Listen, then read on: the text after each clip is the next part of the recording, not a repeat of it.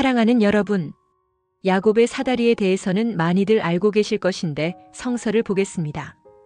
야곱이 브엘세바에서 떠나 하란을 향해 가더니 그가 어떤 곳에 도달하여 해가 져서 그곳에서 밤을 보내려 하여 그곳의 돌들을 취하여 베개를 삼고 자려고 그곳에 누웠더라. 그가 꿈을 꾸었으니 보라, 사다리가 땅에 섰는데 그 꼭대기가 하늘에 닿았고 보라, 하나님의 천사들이 그 위에서 오르락 내리락하며 보라, 주께서 그 위에 서서 말씀하시기를 나는 내 아비 아브라함의 주 하나님이요 이삭의 하나님이라.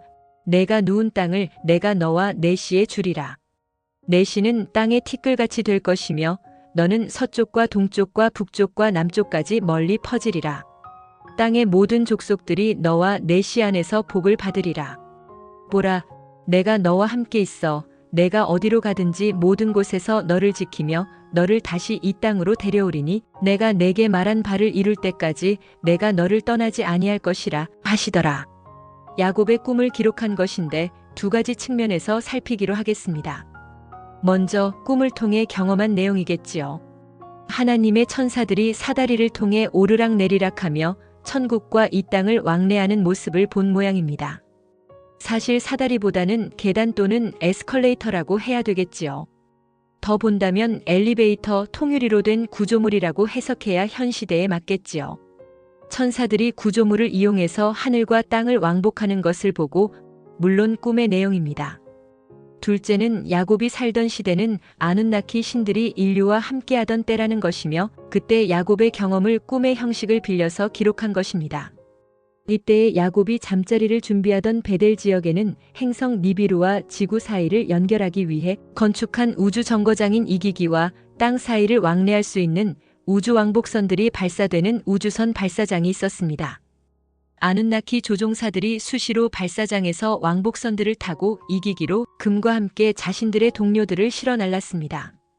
과거 미국의 우주 왕복선인 콜롬비아를 비롯한 여러 우주선들이 발사되는 장면들을 현장에서 보려는 인류와 TV에서 나오는 장면을 시청하던 여러분의 기억을 돌아보면서 그 시대에 살았던 야곱이 우주선이 발사되는 장면을 근처에서 봤다면 어떠했을까요?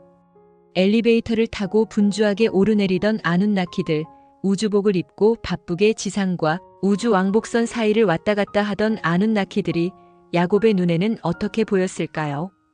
이 시대의 인류는 니비루 왕족들인 아누 가족들을 하느님, 신으로 받아들였으며 니비루인들인 아눈나키들은 천사들로 봤습니다. 신을 보좌하는 이들이었기에 천사로 봤던 것이며 그것은 야곱도 그러했다는 것입니다. 그 장면을 처음 본 야곱은 거대하고 웅장하며 압도적인 분위기에 마치 꿈을 꾸는 듯한 생각이 들었던 것입니다. 그리고 하느님 엘릴을 받고 그의 목소리를 듣게 된 것인데 사실 아브라함을 부른 신은 엘릴이었습니다. 아눈나키의 피를 물려받은 아브라함은 신의 부름을 통해 가족이 살던 칼데아 우르를 떠나 가나안에 정착한 이후에 그의 가족들은 아눈나키들의 보호를 받고 있었기에 더군다나 엘릴과 엔키 사이에 있었던 분쟁에서 엘릴 편에 서서 있던 아브라함이었기에 엘릴의 보호를 받고 있었음이니 그의 손자인 야곱의 모든 일들도 그들의 손바닥 안에 있었던 것입니다. 그래서 야곱이 하란으로 오는 것을 알았으며 마침 우주 왕복선 아낙시아를 준비하던 장면을 야곱이 볼 수 있도록 한 것입니다. 당연히 엘릴이 탑승해서 니비루로 가려던 것이었지요. 엘릴은 아브라함에 이어 그의 손자인 야곱에게도 언약을 세우게 된 것입니다.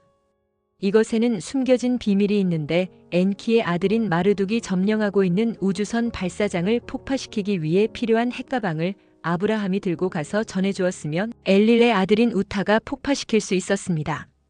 이때에 근처에 있던 소돔과 고모라도 파괴되었으며 방사능 구름에 의해 수메르 문명도 멸망하게 된 것입니다. 엘릴은 아브라함의 도움을 기억하고 있었고 야곱에게 축복의 언약을 하게 된 것인데 마치 꿈을 통해 이루어지는 것처럼 연출했던 것이고 그 현상을 꿈으로 받아들였던 것입니다. 사다리를 타고 우주선에 승선할 수도 있으나 그것은 1차원적인 초기 버전의 우주선이라고 해야겠지요. 여러분의 우주 왕복선도 우주인들이 승강기를 이용해 탑승했습니다. 사다리는 오역된 것이며 승강기라고 해야 합니다. 야곱은 과학기술과 문명을 이해할 수준이 아닌 목동이었습니다. 양치는 기술은 뛰어났을지는 몰라도 우주선을 알 수 있는 이해 능력은 없었습니다. 차라리 꿈이라고 하는 것이 멘탈 붕괴를 막을 수 있었으니까요. 직접 본 것을 설명할 수 있는 표현력도 인식 범위 아니어야만 가능하기에 그것이 불가했던 야곱에게는 사다리라는 표현이 가장 적절했다고 할 수 있었습니다. 아누나키들을 근거리에서 볼 수 있었던 야곱을 포함한 인류는 우주 왕복선을 니비루로 가는 비행체가 아니라 하나님이 계신 하늘로 오르는 천국의 계단으로 알았던 것입니다. 또한 신들이 거주하는 신전인 지구라트에는 길고 긴 계단들이 있었는데 신을 아련하기 위해 올라야 하는 하늘길로 받아들였습니다. 계단을 하나하나 오를 때마다 하느님에게 그만큼 가까워진다고 받아들였지요. 그래서 고대의 건축물들에는 길고 가파른 계단들을 만든 것입니다. 천국의 계단으로 말입니다. 물론 이 계단도 아무나 오를 수 있었던 것이 아니었으니 제사장이나 사제에 한해 기회가 주어졌으며 왕에게도 기회가 주어지게 되었습니다. 신들의 뜻에 의해 만들어진 지구라트는 신들이 머무는 장소로서 신성시 여겨졌기에 비록 인류의 노동력에 의해 건축되었지만 신의 감독을 받았던 것입니다. 모든 설계가 신들인 아누나키에 의해 이루어진 것이에요. 우주선 발사 기지는 그 특수성을 고려하여 순전히 아누나키들에 의해서만 건축되었으나 마르둑이 니비루를 점령하고자 뜻을 세우고 건축한 우주선 발사 기지는 인류의 손길을 빌려 건축하게 되었던 것입니다. 그 현장의 모습이 엘릴에게 전해졌으며 엘릴 이마르둑의 쿠데타를 인류가 돕는 것이라고 받아들이게 되었고 신의 분노를 사게 된 인류의 유전체를 절단하는 심판을 하게 되는데 이것이 성서에 기록된 바벨탑 사건의 비밀이었습니다. 주께서는 사람의 자손들이 세우는 도성과 탑을 보시려고 내려오셨더라. 주께서 말씀하시기를 보라 백성이 하나요 그들 모두가 한 언어를 가졌기에 이런 일을 시작했으니 이제는 그들이 하기로 구성한 일은 아무것도 막을 수 없을 것이라 가자 우리가 내려가서 거기에서 그들의 언어를 혼란시켜 그들이 서로의 말을 알아들지 못하게 하자고 하시고 성경의 이 장면이 바로 인류가 마르둑 신을 도와 기지와 관제탑을 건설하던 모습이었습니다. 여기에서 주는 엘릴이었으며 우주선 발사기지는 바벨탑으로 기록되었고 천사 인류의 유전체를 파괴하는 것을 단지 언어만을 혼란하게 하는 것이라고 왜곡하여 기록하게 했던 것입니다.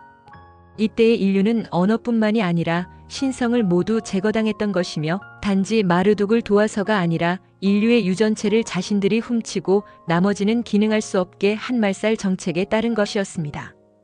인류는 천국의 계단에 오른 죄로 인해 귀하고 소중한 6쌍 12줄기의 유전체를 절단당하고 십자가에 못 박혔던 것입니다. 천국의 계단에 오르게 한 것은 마르둑이었지요. 그러나 마르둑은 그러한 처벌을 받지 않았는데 신성을 빼앗긴 것은 아니었으며 단지 화성으로 추방되었던 것입니다. 인류에게 내려진 처벌은 매우 가혹했는데 신성이 사라진 것이었습니다. 그렇게 해서 영생도 사라졌고 신과의 교류도 이루어질 수 없었습니다. 그저 노동력만 제공하는 가혹한 생명체로 추락했고 100세로 줄어든 인생으로 20세를 중심으로 후손을 봐야 하는 절박한 동물들이 되었던 것입니다. 영적 상승을 위한 성관계가 아닌 후손을 두어야 하는 절박함의 성관계로 추락한 것입니다. 여러분은 쾌락을 위해 사랑하기 때문에 성관계를 한다고 하는데 진실한 것은 진정한 사랑을 통한 성관계를 했습니다. 이때의 사랑 행위는 두 존재의 합일에 따른 영적 상승이었습니다. 두 존재의 진동장 통합에 따라 하나된 진동수가 형성되었던 것이에요. 의식장의 통합을 이루었던 인류는 더 이상 그것을 할 수 없게 되었으며 동물 감성 수준의 생명으로 추락한 것입니다. 아누나키들에게 경배하고 복종하는 인생들이 되었는데 모세를 통해 더욱 확고한 족쇄를 차게 되었다는 것입니다. 아누나키들은 엘릴과 엔키로 적대 관계가 형성되었으며 두 형제의 자녀들이 서로 싸우게 되는 그림이 연출되었습니다. 엔키의 아들 마르둑은 인류에게 존경받는 신이었으나 자신을 존경하는 인류를 자신의 전쟁에 끌어들인 것입니다. 엔키에 의해 창조된 인류가 마땅치 않았던 엘릴에게는 마르둑을 돕는 인류가 더 좋게 보일 리가 없었습니다. 그렇지 않아도 마음에 들지 않았는데 적의 싸움의 동조자로서 나타난 인류가 얼마나 보기 싫었겠습니까?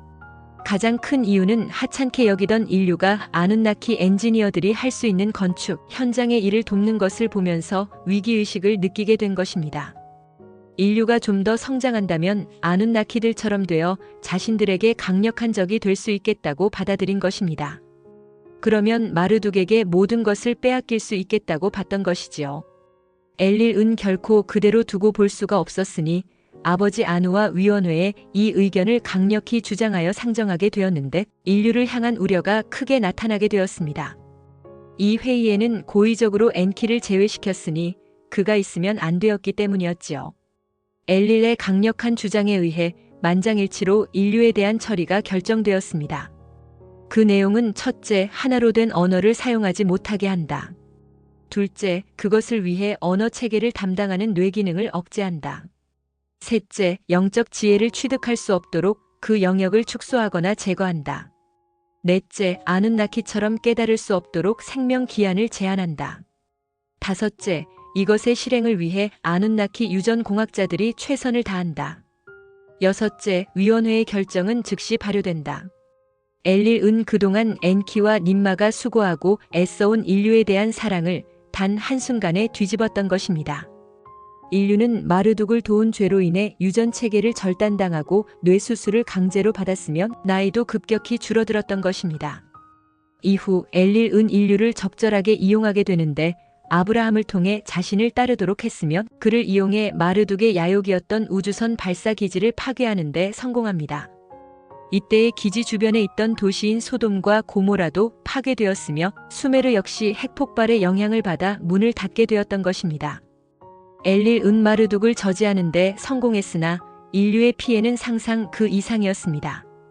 엘릴은 아브라함을 기억했으며 그의 아들인 이삭과 그의 손자인 야곱을 기억한 것입니다. 그래서 오늘의 주제인 야곱의 사다리가 연출될 수 있었던 것입니다. 야곱은 하나님인 엘릴을 보게 된 것이고 그를 대동했던 아눈나키들을 봤던 것입니다. 사실 그 사건 이후에 인류는 우주선 발사기지 주변에 접근할 수 없었는데 접근하는 즉시 살해당했기 때문입니다. 하지만 특별한 경우에 해당하는 인류가 있었으니 아브라함의 가족들이었지요. 그래서 야곱은 기지 주변에 있었으나 무사할 수 있었으며 엘릴 이만나 주기까지 한 것입니다. 비록 꿈을 차용했지만 말입니다. 아눈나키들의 우주선을 타고 천국인 니비루를 방문한 인류가 있었지요. 바로 아다파와 에녹, 엘리야입니다. 아다파는 엔키와의 약속에 의해 다시 돌아왔지만 에녹과 엘리야는 니비루에 정착해서 돌아오지 않았습니다. 여러분은 에녹과 엘리야가 죽지 않고 천국에 올라갔다고 알고 있습니다. 두 사람이 승천한 천국은 바로 행성 니비루입니다. 야곱이 봤던 사다리는 우주 왕복선에 설치된 승강기였으며 오르내리던 천사들은 왕복선에 탑승하던 아눈나키들이었습니다.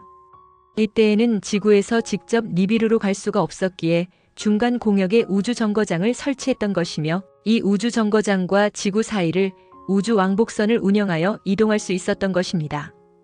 또한 정거장 2기기와 니비루 사이에도 우주선을 통해 이동할 수 있었던 것이지요. 이 기기는 더욱 확장되어 화성과도 연계되게 되며 화성의 거대한 기지들과 도시들이 설치되는 매개체가 됩니다. 이후 화성이 중간 기지 역할을 맡게 되면서 기존 2기기의 역할이 축소되게 됩니다. 지구를 떠나 우주 공간을 처음 경험했던 아다파, 에녹, 엘리야는 어떠했을까요? 지금이야 우주 정거장에서 기거하는 우주인들이 있고 우주선을 타고 우주 공간을 다녀온 우주인들이 많이 있어서 색다르다고 할 수는 없겠지만 그때에는 그랬다고 하는 것입니다. 우주 왕복선들이 수시로 발사되고 착륙하는 장면들을 먼 발치에서 바라봤던 그 당시의 인류는 아눈나키 신들인 경외의 대상들이었습니다. 그것을 가까이에서 봤던 야곱은 어떠했을까요? 그 경외감은 이루 말할 수 없었을 것이에요. 양치기 소년인 야곱은 꿈을 꾸고 있는 것이라고 받아들였을 것이고 큰 신이었던 엘릴의 방문까지 이어졌으니 마치 구름 위를 걷고 있는 것과 같은 황홀함에 빠졌을 것입니다. 엘릴의 축복을 받은 야곱은 베개로 삼았던 돌을 세워서 기름을 붓고 경배를 드리게 된 것입니다. 그리고 그 지명을 로스에서 베델로 짓게 된 것인데 히브리어로 집을 뜻하는 베트와 하느님을 뜻하는 엘이 합쳐진 베트엘의 변화한 표현입니다. 하느님인 엘리를 만났으니 그 감사하는 마음이 녹아있는 행동이었습니다. 우리는 이것을 전하면서 가슴이 먹먹했습니다. 아눈나키들은 여러분과 한 형제자매였으나 여러분 위의 신들로 군림하게 된 것이었습니다. 아누나키들은 그것이 최선이라고 받아들였으며 인류의 본질에 대해서는 알려고 하지 않았습니다. 어찌 그럴 수 있느냐 하시겠지요. 영적 원형을 아는 것은 쉽지 않습니다. 아누나키들은 더욱 그랬다고 해야 되겠지요. 물론 9차원 니비루 위원회와 아비뇽 왕실과 알른 왕실에서는 알고 있었다고 할 수 있으나 고의로 알리지 않았던 것인데 체험을 위해서 역할을 위해서 그랬던 것입니다. 그렇게 해서 아누나키들은 인류에게 신들이 되었으며 자신들의 욕망들을 마음껏 쏟아부었던 것입니다. 인류의 원형 혼그룹은 그것을 담담하게 바라봤으며 저들의 욕망의 부산물들을 끌어안았습니다.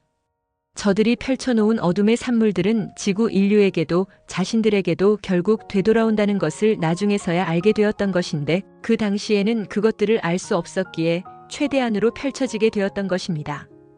이것을 이분법적 사고로 바라보면 답이 나오지 않습니다. 흙과 백으로 분리시키면 더욱 그렇다고 하는 것이지요. 아무튼 야곱이 경험했던 사다리 사건은 천국의 계단으로 전해졌으며 하느님에게 갈 수 있는 길로 전해졌습니다. 대표적으로 예수와 벤 요셉에 의해 표현되었습니다. 진실로 진실로 내가 너희에게 말하노니 너희가 이후로는 하늘이 열리고 하나님의 천사들이 인자 위에 오르내리는 것을 보리라라고 했습니다. 예수와 벤 요셉의 육체로 화신한 존재는 엔키였는데 자신이 표현한 하나님의 천사들은 아누나키들을 지칭한 것이며 하늘이 열리고 나타나는 것은 바로 행성 니비루를 말한 것이었습니다. 4차원 행성 니비루는 4차원 하늘, 4차원 천국을 의미한 것이고 그 행성의 보좌에 앉아있는 하느님 아누와 그를 보좌하고 있는 아누나키 천사들이 인간 예수와 베뇨셉으로 화신한 엔키에게 오르내리는 것을 이야기한 것입니다. 천사들로 표현된 아누나키들은 이름 끝에 애를 붙여서 하느님인 아누의 전령사라고 인류에게 소개했습니다. 마리아에게 아기 예수를 수태고지했던 가브리엘 천사가 대표적이라 할 수 있습니다. 말하자면 하느님인 아누의 아들 엔키가 사람으로 태어남을 마리아에게 하느님인 아누의 전령사 가브리엘이 전했던 것입니다. 성서에 기록된 예수 탄생의 비밀이었습니다. 당연히 저들은 엔키의 화신을 준비하면서 아누나키의 유전자를 이용하기로 했는데 인간 요셉의 유전자는 필요치 않았지요. 그래서 마리아의 자궁에 아누나키 가브리엘의 정자와 마리아의 난자를 결합시켜 인간 예수와의 몸을 준비시켰던 것입니다. 마리아는 아누나키가 화신한 존재였으며 가브리엘의 가족이었습니다. 마치 짜고 치는 고스톱 같지요. 네, 그렇습니다. 어둠에서 준비한 예수의 탄생은 이렇게 철저하게 준비되어 우리와 대척점을 형성했던 것입니다. 아누나키들은 오랫동안 인류에게 신의 역할을 했으며 특정 인류를 선택해서 유일신으로 섬김을 받았습니다. 선민 사상을 주입해 인류의 위에 서게 했는데 하찮은 노예들이었던 힉소스인들을 통해 선민 민족이라 하며 그들을 인류 지배 세력으로 키워주면서 자신들은 그들의 신들로 올라섰던 것입니다. 엘릴이 선택한 아브라함은 야곱의 아들 요셉에까지 이어졌고 이집트 왕조를 형성하게 되었습니다. 엔키 파벌은 모세를 이용하여 힉소스 유대인들의 신들로 올라서게 되면서 현 시대까지 이르고 있는 것입니다. 엘릴과 엔키는 서로 적대해서 큰 전쟁들을 일으켰으며 인류는 그 사이에서 커다란 피해를 봐야 했지만 선민민족이라는 허울 좋은 미끼에 유린당해 왔던 것입니다. 아누나키들은 자신들의 전쟁에 외계 세력들을 끌어들였고 다양한 타락 세력들이 이 전쟁놀이에 합류하게 되면서 지구는 거의 저들의 이권 다툼의 소용돌이가 되었던 것입니다. 당연히 인류는 저들의 놀이개가 되었으며 무분별한 혼혈로 인해 유전체들이 남아나지 않았습니다. 신성한 유전체인 6쌍 12줄기를 보존하고 있는 인류는 얼마 남지 않게 되었으며 저들의 타락 유전체를 물려받은 인류가 급격하게 늘어났던 것입니다. 저들은 자신들을 만나기 위해서는 천국의 계단을 올라야 하고 그것을 외부적인 요인과 내부적인 요인으로 해서 인류를 공략했습니다. 외부적인 요인은 종교를 통해서 천국의 계단을 오르도록 세뇌했으며 내부적인 요인은 유전체를 자신들에게 오르도록 변개했던 것입니다. 이로써 인류는 외부의 신들을 만나기 위해 거짓된 천국의 계단을 오르게 되었으며 유전체 역시 조작되어 내면의 거짓된 신들을 만나도록 파괴되었던 것입니다.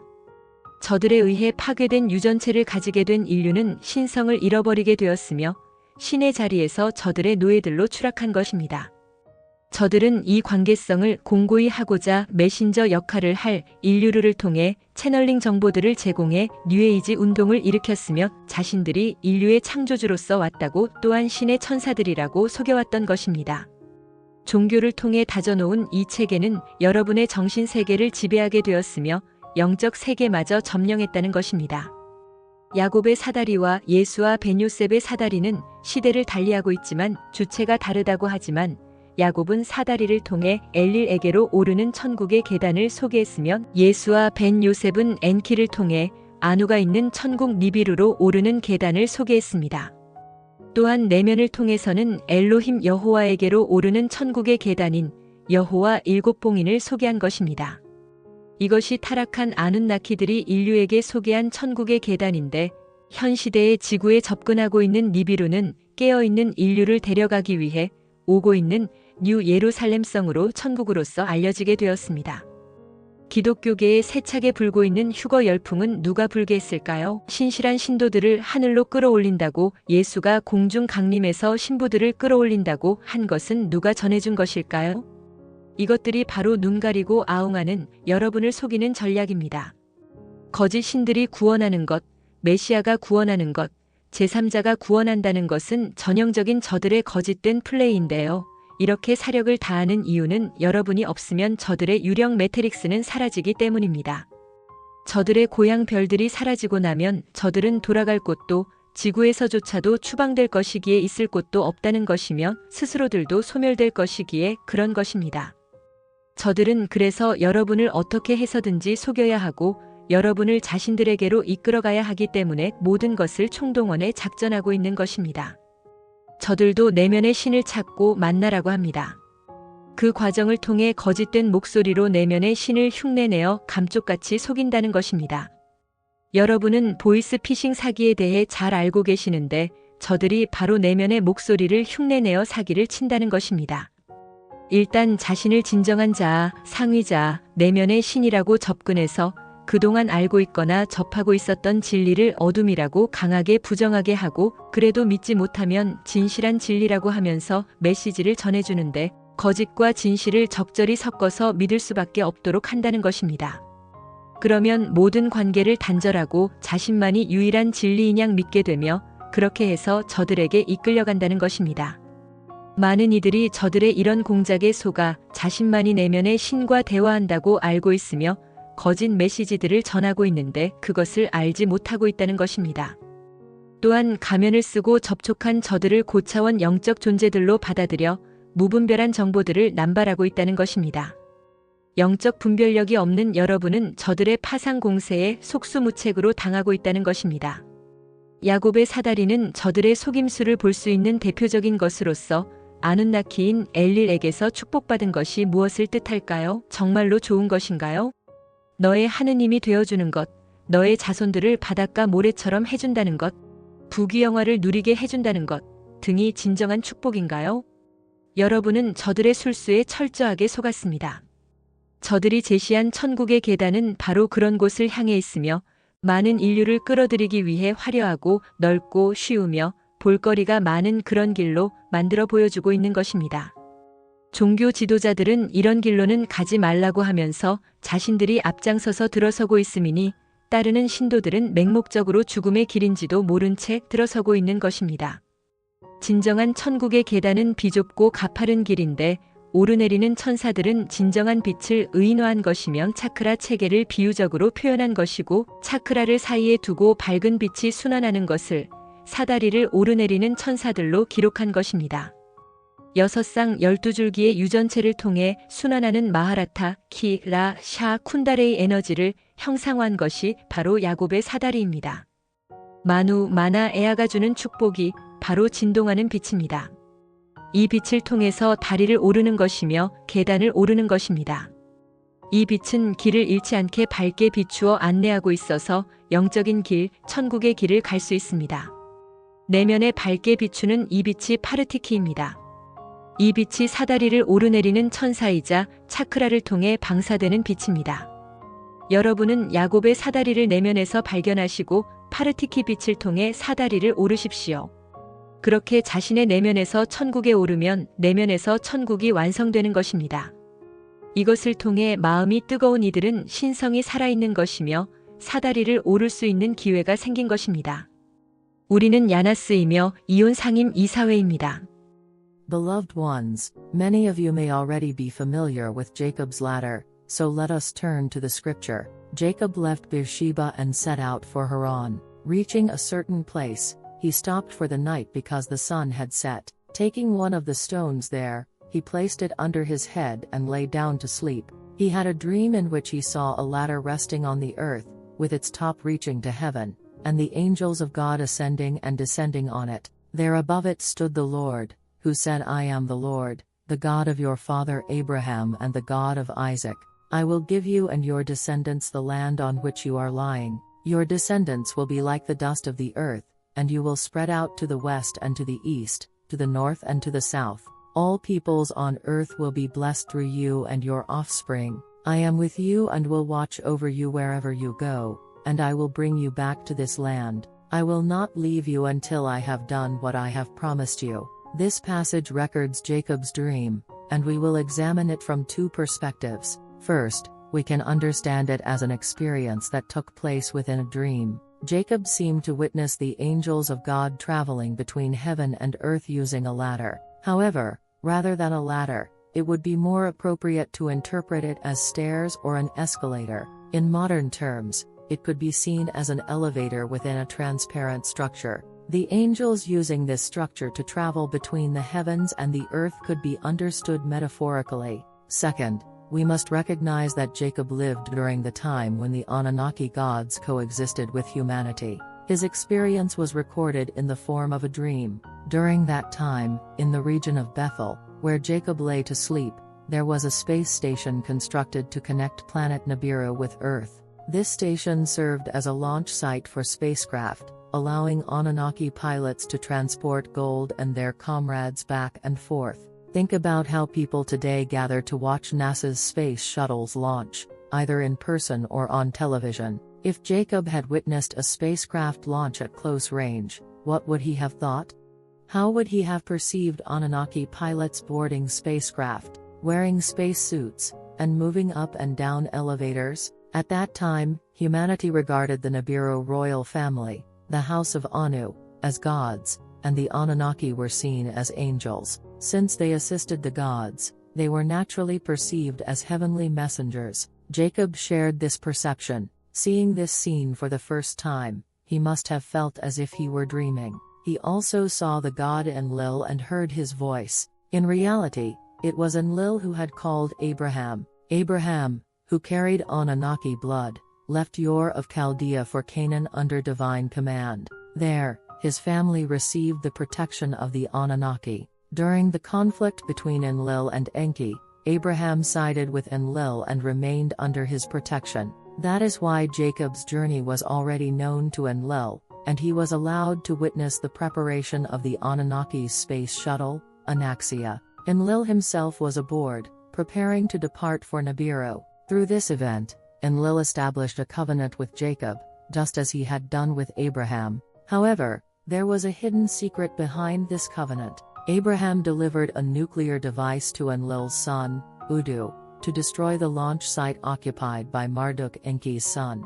This attack also wiped out Sodom and Gomorrah, and the fallout led to the collapse of Sumerian civilization. Because of Abraham's role in this, Enlil remembered him and later blessed Jacob in the same way. Jacob's ladder could indeed be a way to board a spacecraft, but such a method would have been a primitive approach. Just like modern astronauts use elevators to board spacecraft, it is more accurate to say that Jacob saw an elevator, not a ladder. Jacob, as a shepherd, lacked the scientific knowledge to understand spacecraft technology. The idea of a ladder was simply the closest analogy he could use to describe the event. For ancient people who had seen the Anunnaki up close, the space shuttle was not just a vehicle to Nibiru, it was the stairway to heaven. Furthermore, Ziggurats' ancient Mesopotamian temples were built with steep staircases, symbolizing the path to heaven. The higher one ascended, the closer they were to the gods. However, only priests and kings were permitted to climb these sacred stairs. The ziggurats were constructed under the supervision of the Anunnaki, who saw them as their dwellings. Though built with human labor, they were designed entirely according to the plans of the gods. However, Marduk Enki's son built his own launch site using human labor to establish his dominance over Nibiru. This act angered Enlil, who saw it as a human-assisted rebellion. The Tower of Babel and the destruction of humanity's DNA. In response, Enlil decided to punish humanity. The Lord came down to see the city and the tower the people were building. The Lord said, "If as one people speaking the same language they have begun to do this, then nothing they plan to do will be impossible for them. Come, let us go down and confuse their language so they will not understand each other." This passage in Genesis describes humanity aiding Marduk in building his control tower and spaceport. Here, the Lord refers to Enlil, and the Tower of Babel refers to Marduk's launch site. However, the true punishment was not merely the confusion of languages but the destruction of humanity's genetic code. For aiding Marduk's rebellion, humanity was genetically altered. 1. Their single language was fragmented. 2. The brain function responsible for higher knowledge was suppressed. 3. The capacity for spiritual wisdom was diminished. 4. Their lifespan was drastically shortened. 5. Anunnaki geneticists executed these changes. This was an irreversible punishment, severing humanity from its divine essence. Humanity was reduced to mere laborers, stripped of spiritual wisdom and condemned to short lifespans. Marriage, reproduction, and survival became desperate necessities, rather than sacred acts of spiritual unification. This separation from divinity was later solidified through Moses, who reinforced humanity's enslavement to the Anunnaki gods. The Anunnaki gods became divided between Enlil and Enki, leading to conflicts among their descendants. While Marduk Enki's son was revered by many humans, he dragged humanity into his war for dominance over Nibiru. To Enlil, humanity was already an unwanted creation, but when he saw humans actively assisting Marduk's rebellion, his resentment grew even stronger. The final tipping point for Enlil was seeing humans engaged in complex construction work, a role previously reserved for the Anunnaki engineers. Fearing that humanity might one day become as powerful as the Anunnaki, Enlil convinced the Anunnaki Council, including Anu, that drastic action needed to be taken. The suppression of humanity's divine nature. A council meeting was held without Enki's participation, as Enlil feared he would oppose their decision. The final verdict on humanity was as follows. 1. Destroy humanity's unified language. 2. Suppress the brain's ability to process higher knowledge. 3. Remove the genetic pathways necessary for spiritual enlightenment. 4. Limit human lifespan to prevent them from reaching Anunnaki-level intelligence. 5. Anunnaki geneticists would execute these modifications immediately. Thus, in a single moment, all the efforts of Enki and Ninmah to elevate humanity were undone. The devastating consequences of Enlil's judgment. Humanity lost its divine connection. Immortality was taken away. Communication with higher beings became impossible. Humans were reduced to mere laborers with a lifespan of only 100 years. Sacred union and spiritual love were replaced with desperate reproduction for survival. Unlike before, where sexual union was a sacred act for energy unification and ascension, it was now reduced to biological necessity.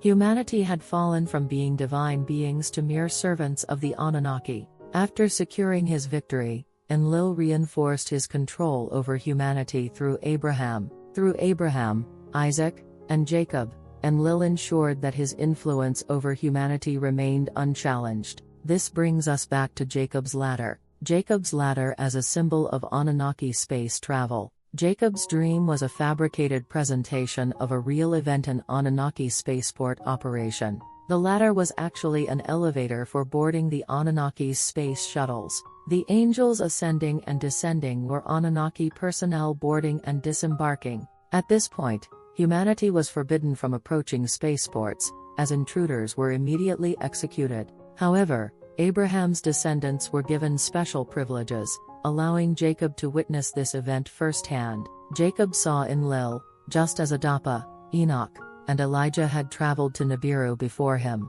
While Adapa returned, Enoch and Elijah remained in Nibiru, never returning to earth. Christian tradition interprets Enoch and Elijah's ascensions as them entering heaven without dying, but in reality, they were taken to planet Nibiru.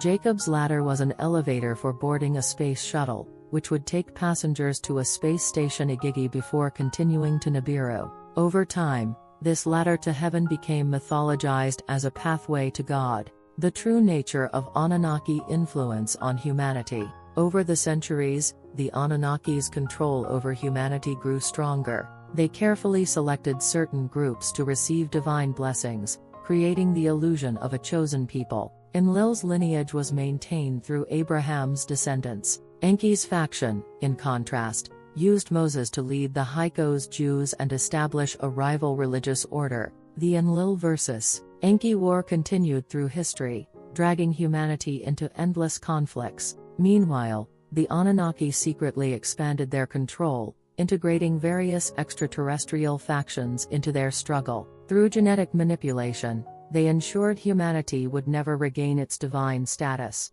The corruption of humanity's DNA. Over time, the genetic purity of the 6-pair 12-strand DNA became increasingly rare. Instead, the Anunnaki's hybrid genetics spread throughout humanity, altering the original divine blueprint. To keep control, they introduced two major forms of deception. 1. External deception, using organized religion to manipulate people into believing they must climb the ladder to heaven to meet God. 2. Internal deception, altering human DNA to prevent true spiritual awakening, ensuring humans would only meet false inner gods. This genetic corruption severed humanity's direct connection to divinity, enslaving them spiritually and biologically. The final deception, preparing for the New Jerusalem. Today, Nibiru is approaching Earth again. Among Christian communities, rapture fever has taken hold, spreading the belief that Jesus will return to take the faithful into the sky.